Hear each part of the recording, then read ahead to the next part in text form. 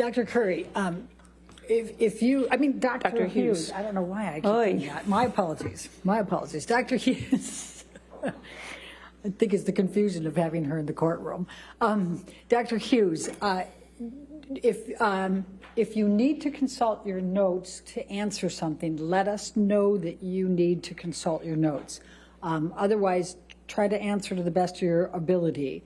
And then if you need to do that, just let us know you're consulting your notes, okay? The concern is that you not read from them, that you consult them as you need to, okay? Correct. I just don't want this to be a memory test of having conducted many documents, 80 pages of notes, and 12 psychological testings to... You can reference your notes, just don't read from them, okay? Yeah, no problem. Okay, great. So please tell us what documents you reviewed. Please tell the jury.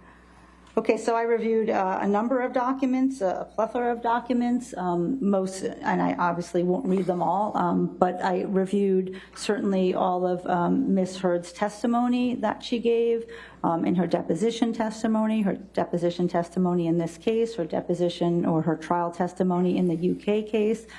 Did the same thing for Mr. Depp. I reviewed his deposition testimony as well as his trial testimony in the UK as well. I reviewed a number of the depositions that were put forth in this case. I reviewed the psychological treatment notes for Dr. Bonnie Jacobs, Dr. Connell Cohen, Dr. Laurel Anderson, and Dr. Amy Banks, although she did not have treatment records. So I reviewed not only their records, did collateral interviews with some of them, and also read their deposition testimony, and also read other medical records in this case, nursing notes in this case, in the highlights. And I also listened to the audios that were put forth in this case and read the text messages and emails. And what, if anything, did you do with respect to any videos? And I also saw the video in the kitchen. Yes. Okay. Now,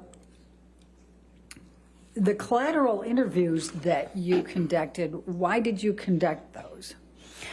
Well, collateral interviews is a standard part of a forensic evaluation. It's an opportunity to hear from another treating clinician, the person who's actually treating the individual you're evaluating, and get a better sense from that person of what they saw, what they knew, how they experienced this person.